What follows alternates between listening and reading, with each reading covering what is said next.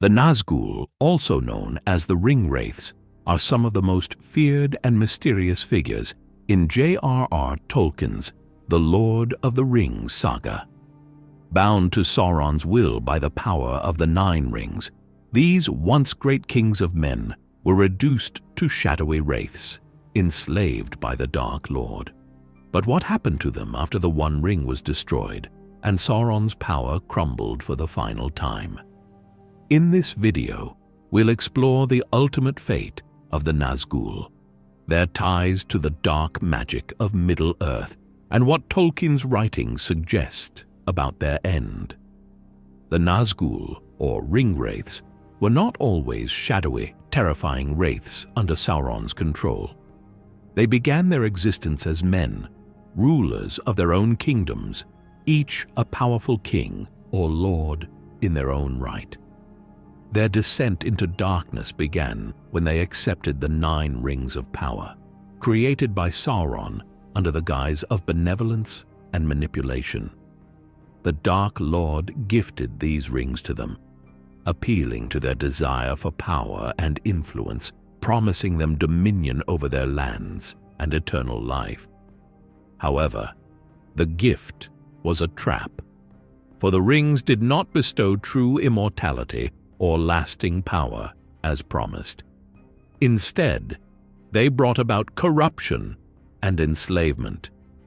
As men of high status and ambition, the original bearers of the Nine Rings were susceptible to the allure of enhanced abilities and extended life. The rings granted them the power to extend their rule, influence others, and achieve their goals. Yet in time, the influence of the rings eroded their humanity. As the rings worked their corrupting magic, these men gradually fell under Sauron's domination. Unbeknownst to them, the Nine Rings were subservient to the One Ring, which Sauron himself forged in the fires of Mount Doom. The One Ring bound and controlled all the other rings of power, ensuring that those who wore the lesser rings would ultimately fall under his dominion. The transformation of these men into the Nazgul was not immediate. It took years, even centuries, for the rings to fully consume their wills. They continued to live in the mortal realm for some time, gradually becoming shadows of their former selves. Eventually, they became specters, beings caught between life and death, utterly enslaved by Sauron's will.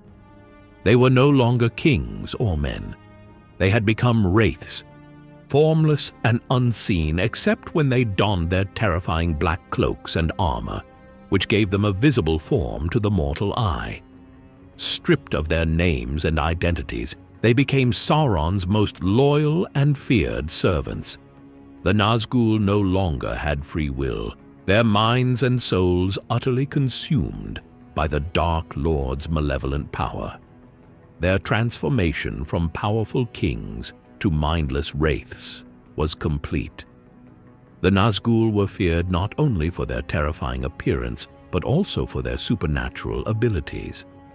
As wraiths, they operated in both the physical world and the unseen world, able to sense and track down their enemies with an almost unerring precision. They could not be killed by normal means, and their presence brought fear and despair to all who encountered them. However, despite their powers, they were completely bound to Sauron. Without his will directing them, they were powerless. The One Ring, which was the linchpin of Sauron's power, had a profound effect on the Nazgul. It was the ultimate instrument of Sauron's dominion, and its destruction would signal the end of his influence, not just over Middle-earth, but over his most feared servants. The Nazgul's very existence was intertwined with the One Ring. As long as the ring existed, they remained bound to Sauron's will. Their strength and authority as wraiths were linked directly to the power that flowed from the One Ring, and thus from Sauron himself. When the One Ring was lost, the Nazgul were weakened, but not defeated. Though Sauron had been diminished after the ring was taken from him by Isildur at the end of the Second Age, the Dark Lord was not truly destroyed. His spirit persisted, and he bided his time, rebuilding his power in secret. Similarly, the Nazgul remained in Middle-earth, waiting for the day when their master would rise again and reclaim his former strength. During the Third Age, the Nazgul continued to serve Sauron, playing key roles in the growing darkness that spread across the land. They were Sauron's agents, seeking out the One Ring and spreading fear and terror wherever they went. The Nazgul's powers waxed and waned in accordance with the strength of Sauron. As Sauron's influence grew, so too did the power of the Nazgul. When Sauron returned to physical form and began gathering his armies in Mordor, the Ringwraiths emerged as his primary servants, hunting relentlessly for the One Ring. Their pursuit of Frodo and the Ringbearer was a crucial part of Sauron's strategy to reclaim his lost power. Their actions were driven by the knowledge that the One Ring would grant their master ultimate control over Middle-earth and, by extension, solidify their own power as his most trusted servants. However, the fate of the Nazgul was always inextricably linked to the fate of the One Ring. In the climactic moments of the War of the Ring, when Frodo and Sam finally reached the fires of Mount Doom, the fate of the Nazgul was sealed.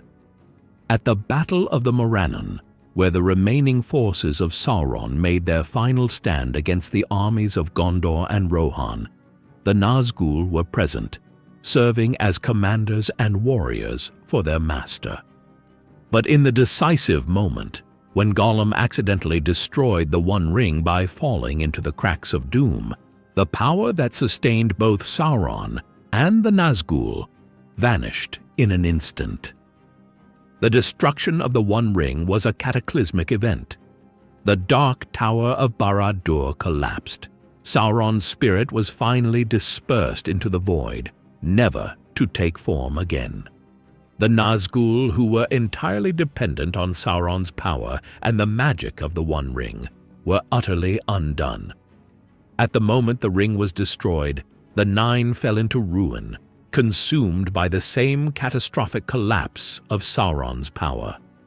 Their existence as wraiths, bound by the dark sorcery of the rings, was irrevocably tied to the ring's existence.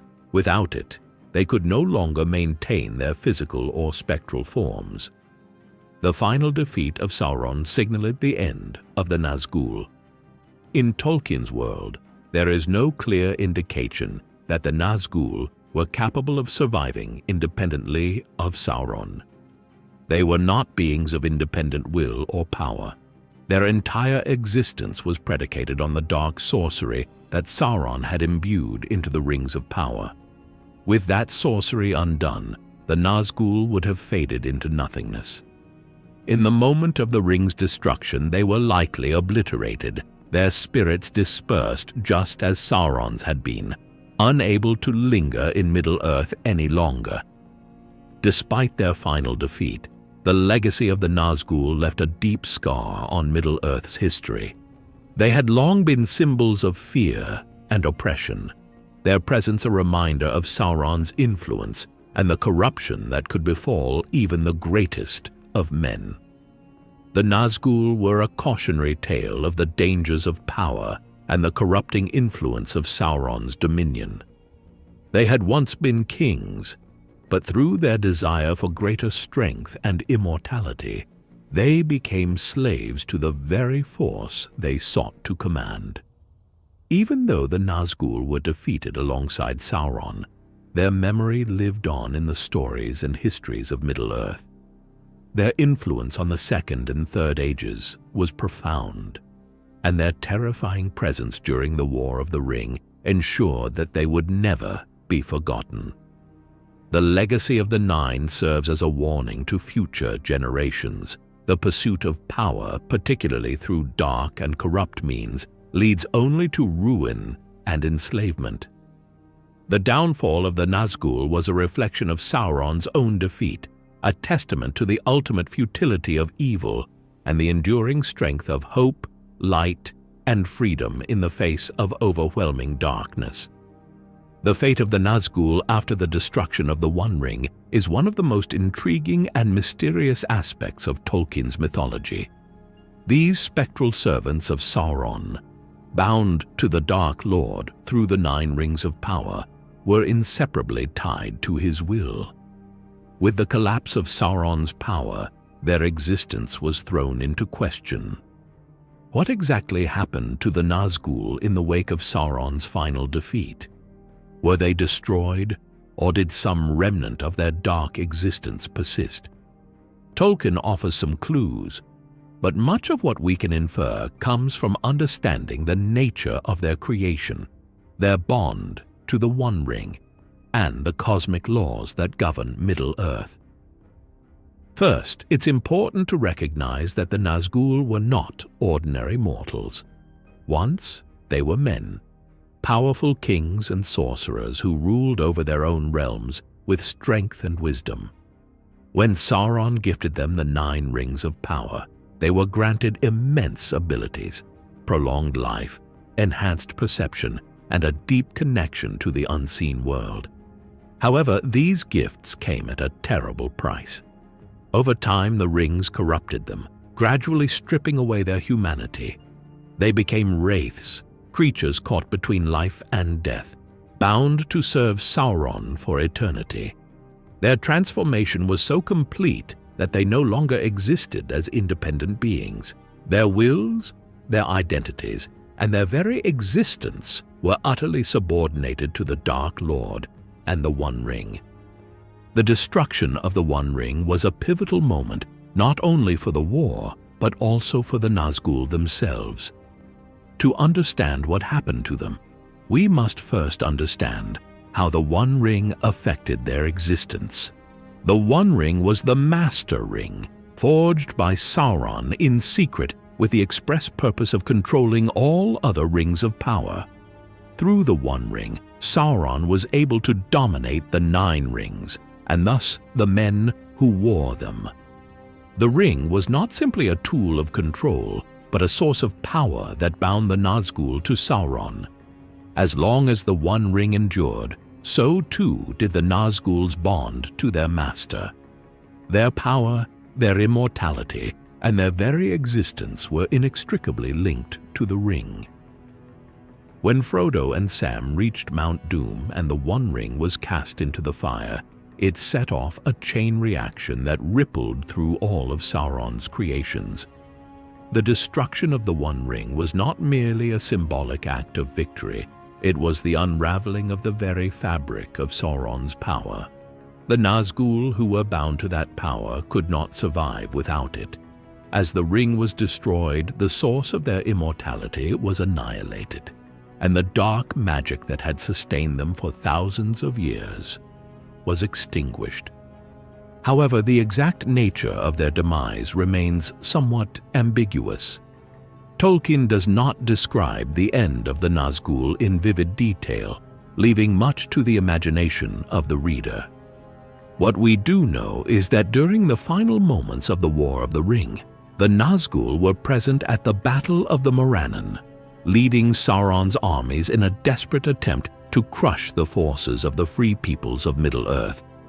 At this point, their power had reached its peak, fueled by Sauron's growing strength and the proximity of the One Ring to their master's domain. The Witch King, the leader of the Nazgul, had already been slain by Éowyn and Merry during the Battle of the Pelennor Fields, but the remaining 8 Nazgul continued to fight fiercely. As Frodo reached the cracks of Doom and Gollum, in his final act of madness, accidentally destroyed the ring, the fate of the Nazgul was sealed. In the moment of the ring's destruction, the great eagles, led by Gwaihir, arrived at the battlefield. The Nazgul, realizing that the ring was about to be destroyed, flew desperately toward Mount Doom in an attempt to stop Frodo. But they were too late. The ring was cast into the fire, and in an instant, the foundations of Barad-dûr crumbled. Sauron's physical form was destroyed, and his dark tower collapsed into ruin. In that same moment, the Nazgul, whose existence was bound to the power of the One Ring, was swept away by the destruction of their master. Tolkien writes that the Nazgul were utterly destroyed, implying that their spirits, which had once been bound to the One Ring, were either annihilated or cast into the void, along with Sauron. This annihilation is consistent with the metaphysical laws of Tolkien's world. The Nazgul had no independent existence outside of Sauron's power. They were merely extensions of his will, enslaved by the sorcery of the rings. Without the One Ring to sustain them, they had no means of continuing their existence. However, the question of whether the Nazgul were completely destroyed, or if some remnant of their spirits persisted, remains open to interpretation. Tolkien's world includes the concept of the void, a dark and empty space beyond the world where evil beings like Morgoth, Sauron's master, were cast after their defeat. It's possible that the spirits of the Nazgul, like Sauron himself, were banished to the void, where they would linger in a state of disembodied torment, unable to influence the world of the living. Yet, given that the Nazgul had no physical form of their own and were entirely dependent on Sauron's magic, it is equally plausible that their spirits were obliterated along with the ring. One of the most fascinating aspects of the Nazgul's demise is the concept of their existence being tied to the unseen world. As wraiths, the Nazgul operated on a plane that was largely invisible to mortals. They could see and interact with the unseen world, giving them abilities that mortals could not comprehend. This otherworldly aspect of their nature raises questions about what happens to beings who exist partially in the unseen world when the source of their power is destroyed. Were they simply erased from existence, or did they return to the shadowy realm from which they drew their power? Given that the Nazgul were bound by dark magic and had long since passed beyond the normal boundaries of life and death, it's likely that their destruction was final. The magic that sustained them was shattered with the ring, and without it, they would have no means of maintaining their spectral forms. Furthermore, Tolkien's writings emphasize the idea that the destruction of the One Ring was a definitive and complete end to Sauron's influence in Middle-earth. The ring was not merely a tool of domination, it was the core of Sauron's power.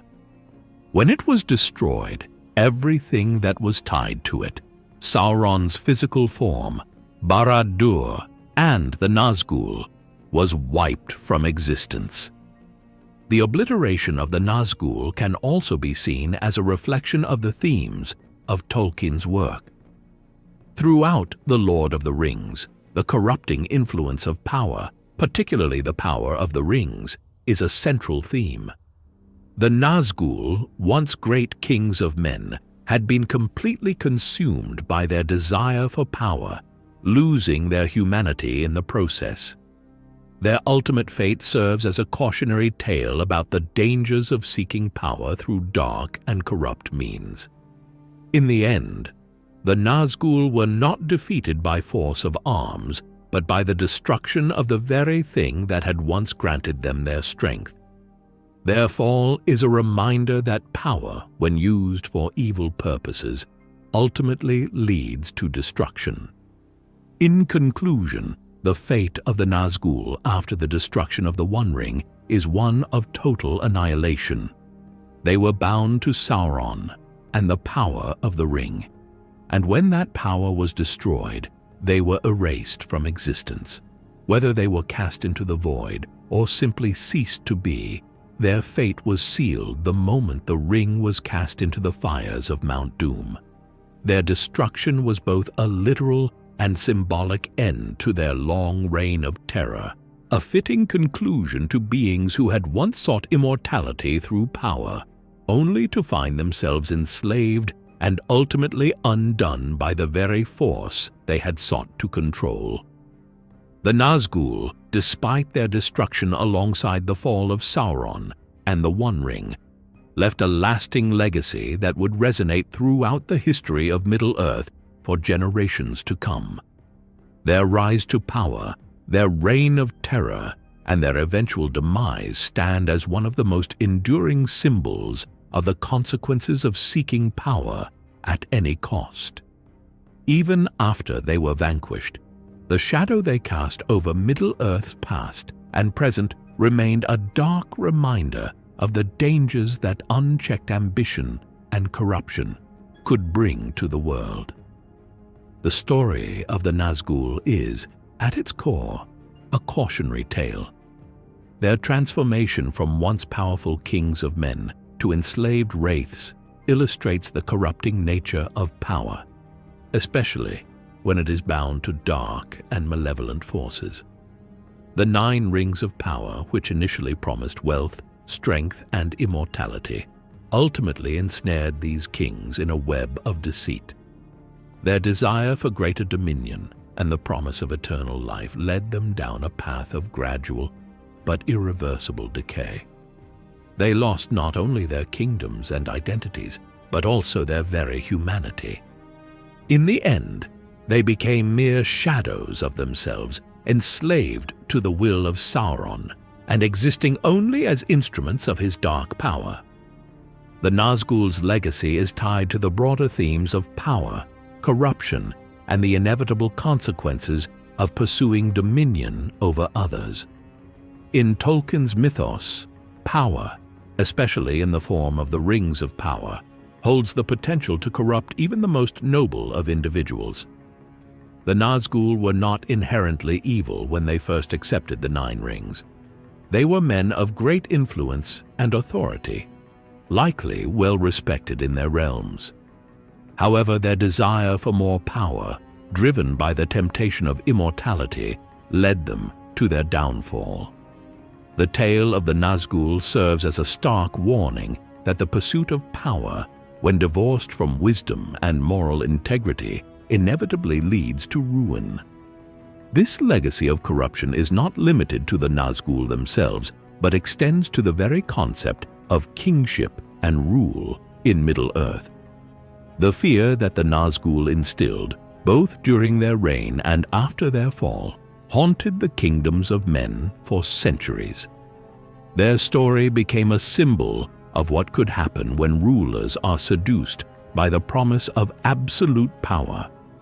As a result, the Nazgul's legacy lived on in the memories of future generations, who would view their downfall as a reminder of the fragility of human nature and the dangers of falling prey to the lust for power. Moreover, the Nazgul left a tangible mark on Middle-earth's history in the form of the fear and destruction they sowed throughout the Second and Third Ages. During their long existence, they were instruments of terror, spreading Sauron's influence across the lands. They played a crucial role in the wars and conquests of Sauron, leading his armies and carrying out his dark will. Their mere presence brought dread to all who encountered them, and the memory of their malevolence lingered long after they were destroyed. Their role in the downfall of Numenor, the wars against the kingdoms of Gondor and Arnor, and their pursuit of the One Ring in the Third Age contributed to the instability and chaos that plagued Middle-earth for centuries. The fall of the northern kingdom of Arnor is a particularly poignant example of the Nazgul's lasting impact on Middle-earth. During the Third Age, the Witch King of Angmar, the leader of the Nazgul, played a pivotal role in the destruction of Arnor. He led a sustained campaign of terror and warfare against the Dunedain of the north, gradually weakening the kingdom until it was finally brought to its knees.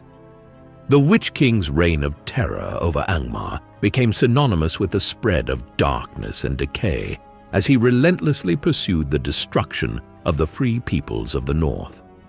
The fall of Arnor had long-lasting consequences, as the kingdom's remnants were scattered, and its strength was never fully restored until the time of Aragorn's reign as king. Even then, the shadow of Angmar's rise and fall left a mark on the history of the North, one that could not easily be forgotten. In Gondor, too, the memory of the Nazgul's terror endured. For centuries, the kingdom stood as a bulwark against Sauron's forces, but the Nazgul played a central role in undermining its strength. As Sauron's power grew in the Third Age, the Nazgul were dispatched to harass Gondor and weaken its defenses. The siege of Minas Tirith, where the Witch King himself led the assault on the White City, remains one of the most significant moments in Gondor's history. The fear and despair that the Nazgul spread during this time were palpable, and the memory of the Witch King's near victory haunted Gondor long after his demise. Though Gondor triumphed in the end, the scars left by the Nazgul's campaign remained, a grim reminder of how close the kingdom had come to annihilation. The psychological impact of the Nazgul also cannot be underestimated. Throughout the Third Age, the Ringwraiths were more than just military commanders. They were symbols of fear and despair. Their presence alone could sap the courage of even the bravest warriors, and their ability to instill terror was as potent a weapon as any sword or spear. In particular, their hunt for the One Ring during the War of the Ring showed how deeply they could influence the hearts and minds of those they pursued.